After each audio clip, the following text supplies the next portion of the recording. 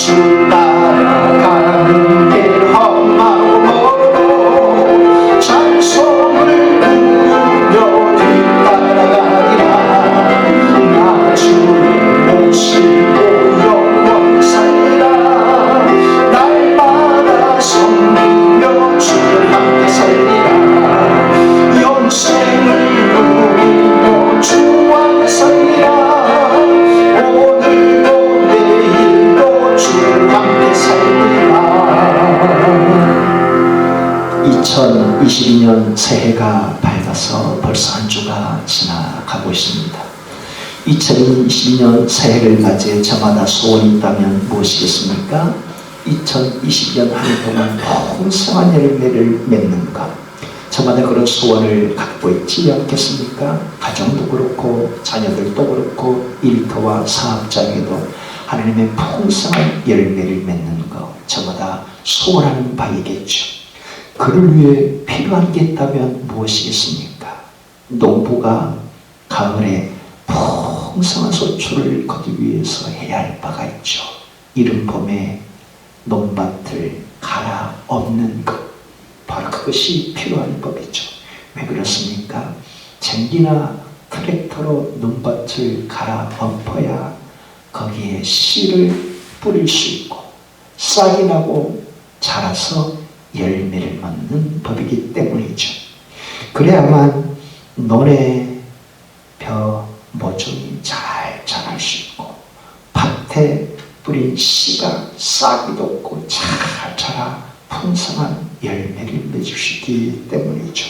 그런 과정을 거치는 게 필수적인 요소입니다. 그래야 흔히 말하는 30배, 60배, 100배의 결실을 맺을 수 있는 이치이죠. 그것은 신앙인인 우리에게도 적용된다는 사실입니다. 우리가 믿음의 열매를 맺고자 한다면 바로 그 같은 영적 원리를 적용해야만 하는 것이죠.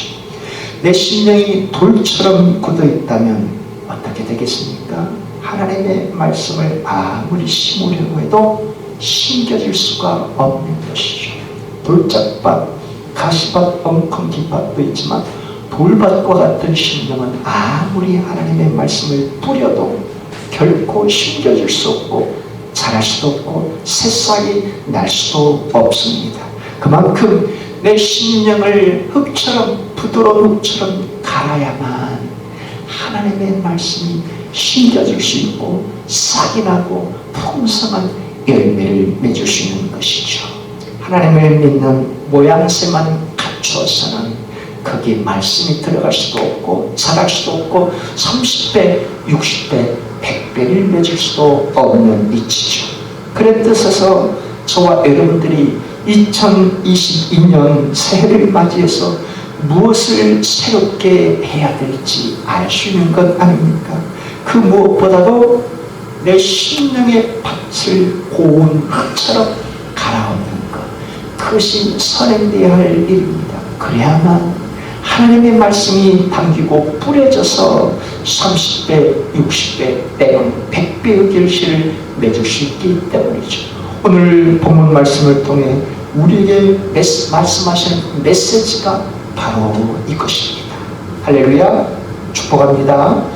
로마서는 바울이 3차 전도 여행을 마치고 고린도에 들어가 3개월간 머물 때 써보낸 편지라고 했습니다. 이 편지는 로마 교회의 성도들을 향해서 써보낸 편지였죠. 로마 교회는 그렇다고 바울이나 다른 전도자가 들어가서 세운 교회는 아니었습니다.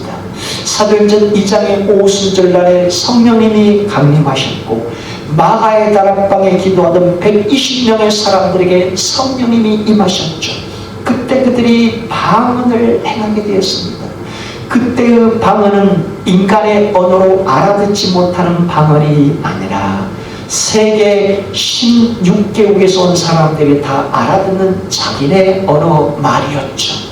왜 그날 하나님께서, 성령님께서 방언의 은혜를 베풀어 주셨는가? 우물한 개구리처럼 엉졸한 심령이 되지 말고 세계 사람들 향해서 가슴을 활짝 열고 너희들의 사고방식을 활짝 열어서 세계에서 온 사람들을 품고 소통을 통해서 방 안에 은혜를 주셨다는 것이죠. 그래서 고린도서의 바울은 1만 마디 반언, 천사의 말, 인간이 알아듣지 못하는 천사의 1만 마디 반언보다 누군가 깨닫고 누군가 소통할 수 있고 누군가 바로 설 수 있도록 5마디 말이 훨씬 더 유익이 되지 않겠냐 하고 말한 바가 있습니다. 바로 그때 오순절날에 성령님이 강림하셨고 세계 16개국에서 온 사람들이 자기의 나라 말로 알아들으면서 복음을 나누고 예수 그리스도를 영접한 일이 있었던 것이죠. 그날 로마에서 온 사람들이 있었고 그들도 예수님을 구주로 영접하였고 그때 그들이 로마에 돌아가서 복음을 전하고 교회가 태동이 되었던 것입니다. 그럼 그들은 대부분 유대인들이었던 까닭에 로마에 돌아가서 로마에 살고 있는 유대인들에게 먼저 복음을 전했고 예수님을 영접하여 교회가 태동이 되는데 유대인뿐만 아니라 로마에 살고 있는 이방인들 헬라인들에게까지도 주님의 복음을 전해서 헬라인들도 주님 앞에 나오는 사람들이 있었던 것이죠. 이 소식이 바울에게까지 고린도에 머물고 있는 바울에게까지 전해졌는데 그런데 어떤 일들이 생겨나는가? 로마에 처음 태동된 교회는 대부분 유대인들이 주축이 된 교회예요. 다소 적지 않은 이방인들이 그 교회에 들어와 함께 신앙생활에 나가는데 문제들이 있는 것이죠. 어떤 문제입니까? 유대인 중에는 구원받은 하나님의 자녀 중에는 유대인들의 관습, 할례와 같은 율법을 지켜야만 된다고 주장하는 사람들이 그 무리에 끼어들어 있었던 것이죠. 대부분이 유대인들이라 그런 전통을 은연중에 세워나가고 있었던 것입니다. 그런데 AD 49년에 유대인들이 로마에서 폭동을 일으키는 일이 있었고 그때 로마의 황제 클라우디우스 황제가 유대인들이 다 추방명령을 내렸습니다. 그러니 로마 교회를 이루고 있는 유대인들도 암암리에 로마를 빠져나가는 일이 발생했던 것이죠. 그러니 그때 교회의 무게중심이 유대인에게서 이방인으로 흘러가게 되고 많은 사람은 이방인들이 로마 교회의 주축이 되고 소수의 유대인 무리들이 거기에 남아서 함께 로마 교회를 세워나가고 있었던 것이죠. 문제는 이방인들이 주축이 될 때는 예수 그리스도를 통해 자유롭고 영생을 얻는 것은 맞지만 그 자유가 방종으로 어떤 책임도 지지 않고 사회적인 책임도 지지 않고 신실한 그리스도인답게 사는 모습이 희박해질 수 있다는 겁니다. 바울이 이런 소식을 듣고 고린도에서 로마 교회 성도들 향해 편지를 써보는 게 우리가 읽은 로마서 말씀입니다. 그때 바울이 무슨 목적으로 로마 교회 성도들에게 이 편지를 써보냈겠습니까? 그 무엇보다도 구원은 예수 그리스도의 십자가와 부활을 믿는 믿음으로 얻는 것입니다. 오직 하나님의 자녀가 의롭게 될 수 있는 길은 다른 것으로는 불가능하고 예수님을 믿는 믿음으로서만 가능한 일입니다. 이것을 먼저 1장부터 11장까지 체계적으로 써보냈던 것이고 그러나 그것으로 끝이 아니라 구원받은 하나님의 자녀는 그에 걸맞는 책임있는 삶을 살아가야 합니다 라고 12장부터 16장까지 써보냈던 것이죠. 왜요? 유대인 그룹들 내가 예수님을 통해서 구원받지만 유대의 율법을 잘 지켜야 한다는 유대인 그룹들이 돌처럼 굳어져 있는 마음에 복음의 씨앗을 다시금 새롭게 심어주기 위함이라는 사실입니다. 바꿔 말해 로마 교회 내의 유대인들이 그들의 마음의 밭을 흙처럼 갈아엎지 않으면 예수님을 통해 구원은 받지만 여전히 유대의 율법주의를 지켜야만 온전한 구원을 이룰 수 있다고 한다면 그런 굳은 마음이라면 그들 심령에 하나님의 말씀이 신경일 수도 없고 살할 수도 없기 때문에 오직 구원은 예수 그리스도의 십자가와 부활을 통해서만 받는 것입니다 라고 1장부터 11장까지 유대 율법주의자들을 겨냥해서 이 편지를 써버렸던 것입니다. 그렇다면 12장부터 16장까지는 누구를 겨냥해서 이 편지를 써보냈겠습니까? 두말할 것도 없이 로마 교회 내에 있는 이방인들을 향해서이죠. 왜요? 이방인들은 다른 어떤 것도 지킬 필요 없이 예수 그리스도를 믿는 것만 있으면 구원을 받으니 나머지 것은 아무렇게 하지 않아도 될 거야. 요즘 식으로 말하면 JMS 정명석 집단과 같거나 우리가 알고 있는 최소한과 거듭남의 비밀 박옥수 이 집단의 그 구원파 집단과 같은 그들 무리들과 똑같은 형태죠. 예수님을 통해 구원받으면 그 이후의 삶은 어떻게 살아도 내 멋대로 방조와 남용 속에 살아도 상관없다고 생각을. 왜요? 영적으로만 구원받으면 윤리적인 도덕적인 책임은 아무렇지 않아도 된다고 생각하는 무리들이기 때문에 말입니다. 바울은 바로 그 로마에 있는 이방인들을 향해서 하나님의 자녀로 예수님의 십자가와 보혈로 구원받았을지라도 신실한 삶을 살아가야 할 책임이 있습니다 라는 뜻에서 12장부터 16장까지 써 보냈던 것입니다. 그들 역시 구원받은 이후에 자유와 반중으로 살아가는 굳어져 있는 마음이라는 하나님의 온전한 자녀답게 열매를 맺을 수가 없기 때문에 말입니다. 그래서 오늘 본문 12장 2절에 지난 시간에 두 번째로 권면하는 말씀이 무엇입니까? 12장 2절 말씀을 같이 읽겠습니다. 아멘. 너희는 이 세대를 본받지 말고 오직 마음을 새롭게 함으로 변화를 받아 하나님의 선하시고 기뻐하시고 온전하신 뜻이 무엇인지 분별하도록 하라. 여기 말하는 이 세대는 누구를, 어떤 사람을 가리키는 것입니까? 지난 시간에 말씀드린 것처럼 로마 황제를 신으로 떠받든 세대의 사람들을 말하는 것이죠. 그 시대의 돈과 명예와 욕망과 쾌락을 쫓아 신처럼 만몬처럼 숭배하는 사람들을 가리키는 것이죠. 이것은 오늘날도 다르지 않습니다. 오늘날 세상의 많은 사람들 역시 돈과 명예와 권력과 쾌락을 신처럼 떠받들고 살아가기 때문에 말입니다.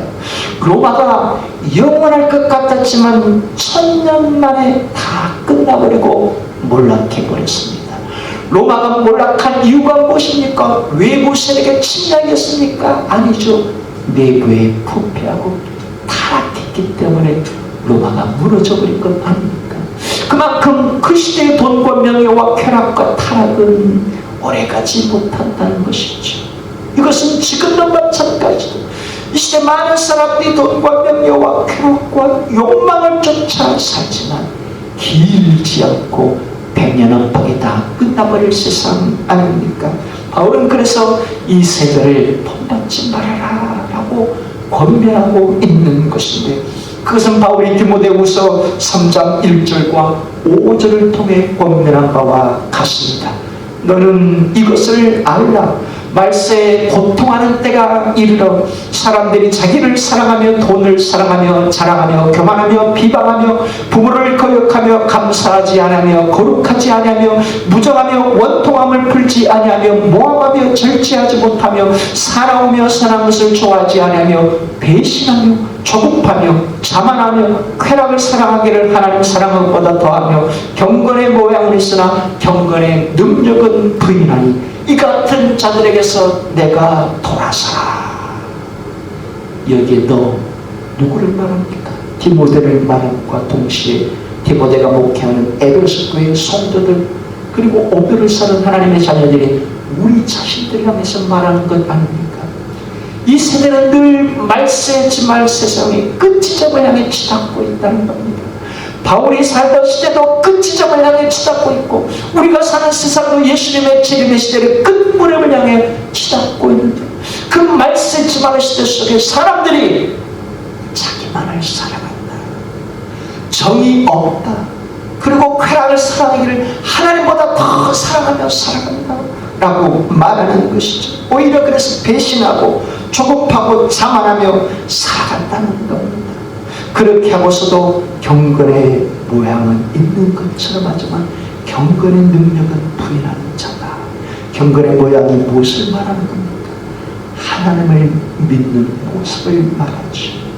하나님을 경배하고 하나님을 섬기는 크리스천의 모양새를 갖추고는 있는 것 같지만 경건의 능력은 부인하는 자다. 하나님을 참된 주인으로 모시고 하나님의 말씀 앞에 자신을 복종시키는 그리스도인은 드물다는 겁니다. 그래서 경건의 모양을 있으나 경건의 능력을 부인하는 자니 너는 이 같은 데서 돌아서야 한다 라고 우리에게까지 말씀해 주는 것이죠. 바로 그와 같은 자들에게서 돌아서는 것, 그것이 이 세대의 모습과 다른 길을 쫓는 하나님 자녀의 모습이라는 겁니다. 그런 삶에서 어떻게 돌아설 수 있다는 것입니까? 오직 하나님이 선하시고 기뻐하시고 온전하신 뜻을 분별할 수 있는 그 길은 오늘 보면 2절에 마음을 새롭게 함으로 변화를 받는 데서부터 시작된다는 것이죠. 마음을 새롭게 함으로 변화를 받아는 원문의 뉘앙스는 그런 뜻입니다. 너희 마음과 생각하는 방식을 새롭게 함으로 계속해서 변화를 받아야 한다. 멈추지 말고 끊임없이 변화되어 나가야 한다. 한때 하나님의 은혜를 받아 눈물 콧물 다 쏟고 온 세상이 새롭게 보이고 내가 죄인이었습니다. 내가 죄인이었습니다. 하나님의 창조주여 나를 지으셨군요. 나를 구원해 주셨고 나를 구원하기 십자가에 못 박아 죽으셨군요. 어느 한때의 눈물 콧물 쏟는 것으로 끝나지 말고 매 순간순간 너의 심령이 새롭게 변화되어 가야 한다 하는 것을 말하는 것인데, 여기 변화를 바다로 번역된 헬라어 모르페 원형은 외적인 변화를 말하는 게 아니라 내적인 변화를 일컫는 것입니다. 본질의 변화를 말하는 것이죠. 사람도 그렇죠. 어렸을 때 태어났을 때는 참 귀엽고 아장아장하고 옹알이 할 때는 참 귀여운데 중학교 고등학교를 지나 성년이 되면은 서서히 고집이 생기고 뿐만 아니라 얼굴도 이제 균형이 잡히지만 더 나이가 들어가면 쭈글쭈글 변화되지 않습니까? 얼굴이 주름이 생기고 쭈글쭈글해지니까. 그래서 지난 시간에 그 아줌마의 4단계가 있다고 말씀을 드렸죠. 소녀의 단계, 처녀의 단계, 그리고 아줌마의 단계, 마지막은 할머니의 단계인데 지금은 그것이 바뀌어서 소녀, 처녀, 아줌마, 그리고 보톡스 아줌마로 바뀌었다고 말입니다. 보톡스를 맞으면 그래도 얼굴이 조금 탱탱해지고 젊어지는 것, 참 곱게 가꿀 수 있는 길이겠지만 문제는 허구날 보톡스를 맞는 것에 치중하는 것, 거기에 몰입되는 삶이 문제라는 것이죠. 어찌됐든 중요한 것은 어릴 때의 얼굴과 나이 들어 늙을 때의 얼굴은 똑같은 외형을 지닐 수가 없다는 것이죠. 그만큼 변화를 받으라 라고 강조하는 것은 외형을 말하는 게 아니라 너의 심령의 본질이 변화되라 하는 뜻입니다. 속사람의 변화, 속심령의 변화를 말하는 것이죠.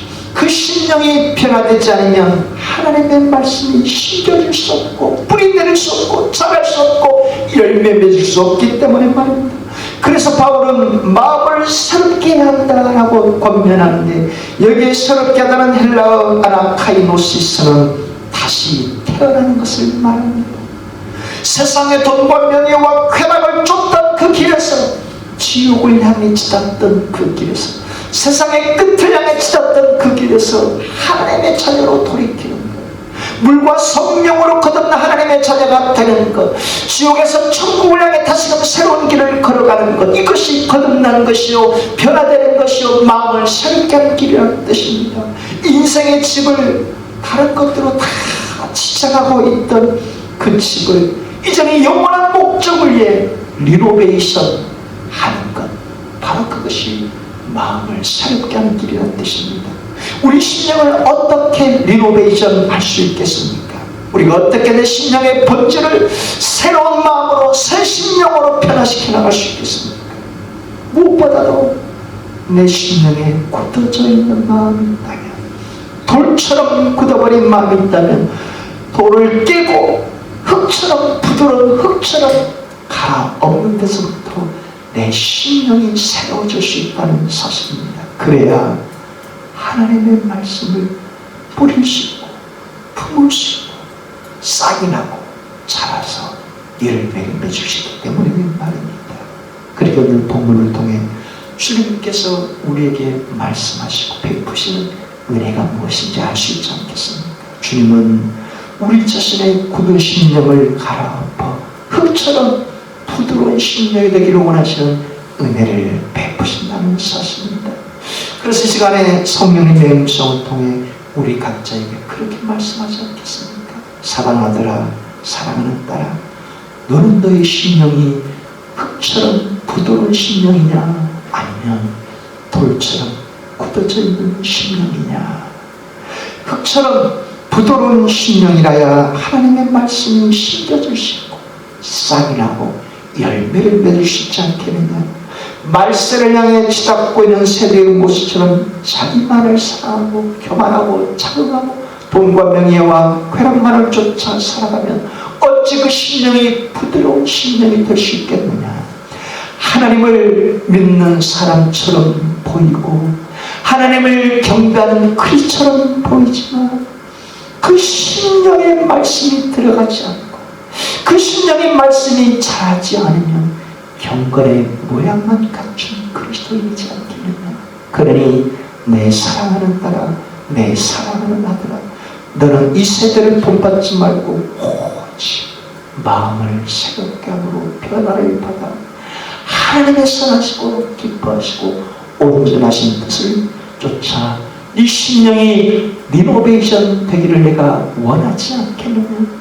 네 인생의 집에 거칠한 것으로 치장하지 말고 네 심령의 본질이 변화되어서 하나님의 말씀을 품을 수 있고 하나님의 말씀이 심겨질 수 있고 하나님의 말씀이 싹이 나고 자라서 30배, 60배, 100배의 열쇠를 맺기를 내가 원하지 않겠느냐? 그것이 주님 재림하실 때 가장 귀한 인생의 집을 리노베이션하는 길이지 않겠느냐라고 우리 각자에게 지금 말씀하신 줄 믿습니다.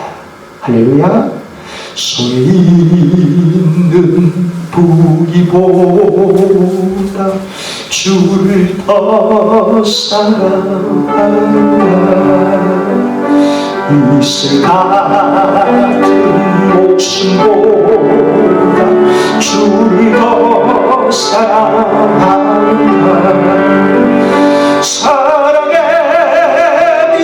길을 가며 주님 만날 수 없어.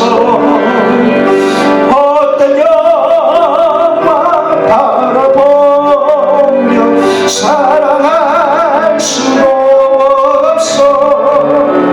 잠시 머문 이 세상 어떤 것들 뿐이 주를 사랑하니 금보다 높이 큰 물결이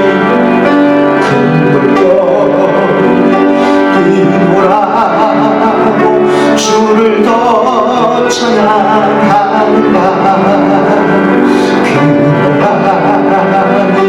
당초하고 주를 더 찬양한다.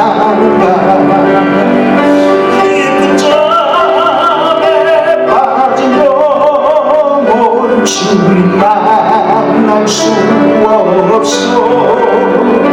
근심 걱정 많은 자는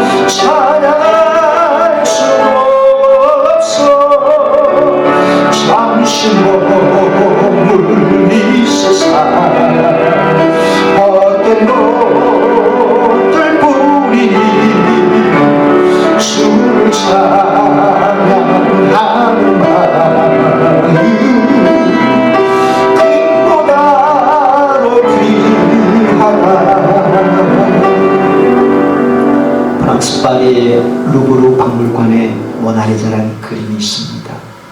가로 53cm, 세로 70cm죠. 이 그림 속의 여인이 모나리자라고 하는데, 제가 한번 오래전에 본 적이 있는데, 그 그림의 특징은 제가 어느 위치에 가든지 저와 눈이 마주친다는 점입니다. 그 그림을 읽는 해석이 여러 가지인데, 무엇보다도 그런 해석을 견지하는 사람이 있습니다. 가장 정통적인 해석이죠. 그녀의 남편이 당대 가장 유명한 모나리자를 그린 그 레오나르도 다빈치가 초상화를 그 남편에게 의뢰했다고 해서 그녀가 웃는 웃음이라는 겁니다. 두 번째 해석은 그것입니다. 그녀가 떡두꺼비 같은 아이, 둘째 아이를 낳아서 남편이 너무너무 기뻐하는 모습을 보고 그녀가 함께 웃는 모습이라는 것이죠. 그런데 프랑스의 미술 사학자요 평론가인 다니엘 아리스는 다른 해석을 내놓습니다. 그녀의 얼굴에 짧게 스치는 미소는 인생의 덧없음을 표현하는 미소라는 겁니다. 그녀의 어깨 뒤쪽에 다리가 하나 있는데 그 다리에 강물이 흐른다는 겁니다. 그런데 그 강물에 물이 없는 것을 보아서 그 다리는 태고 쪽 원시의 다리라는 겁니다. 그만큼 그녀는 그 영원한 세계를 바라보고 인생의 덧없는 것을 바라보면서 짧은 찰나에 웃는 웃음이라는 해석입니다. 인생의 덧없음을 바라보며 웃고 있는 모나리자의 그림이라는 뜻입니다. 그 그림이 크리스천인 우리에게 주는 교훈이 무엇이겠습니까? 이 세대를 본받아 사는 사람들은 허무한 실존을 쫓아 사는 자요, 영원한 세상을 내다보며 사는 자는 영원한 실존을 추구하는 사람이라는 겁니다. 대부분의 모든 사람들이 이 세대의 돈과 명예와 욕망과 쾌락을 쫓아 살지만 허무한 실존을 추구하는 그림자와 같은 것이요, 하나님의 자녀들은 영원하도록 남을 것을 바라보며 태고적 원시의 그 그림과 같은 강물처럼 흐르지 않고 변하지 않는 영원한 하나님의 세계를 추구하는 자의 모습이라는 겁니다. 그러니 우리 인생이 다시금 리노베이션 될 수 있는 길, 우리의 웃는 웃음이 모나리자의 웃음과 같은 참된 진리의 그 길을 회복할 수 있는 길은 무엇보다도 우리 심령에 하나님의 말씀을 심을 때만 가능하다는 뜻 아니겠습니까? 고든 맥도날드 목사님이 내면 세계의 질서와 영적 성장이라는 책에 이 세대의 사람은 두 부류의 사람이 있다고 말을 합니다. 한 부류의 사람은 충동에 이끌려 살아가는 사람이고, 다른 한 부류의 사람은 소명에 이끌려 살아가는 사람, 사명에 이끌려 살아가는 사람이라는 겁니다. 많은 사람들이 하루하루를 살아가지만 자기 본능과 자기 감정에 충실한 채만 살아간다는 겁니다. 그러다가 일을 그치게 되고 그 일로 인해 남에게 상처를 주고 또 상처를 받는다는 것이죠. 하지만 소명에 이끌려 살아가는 사람들은요, 그 사람들은 이 세대와는 달리 영원한 것을 추구하기에 일희일비하지 않고 설령 다른 사람에 의해 상처를 받거나 또 상처를 주지 않고 금방 회복하고 화평케 하는 삶을 산다는 것입니다. 왜요? 그 마음이 돌처럼 굳어있는 자가 아니라 흙처럼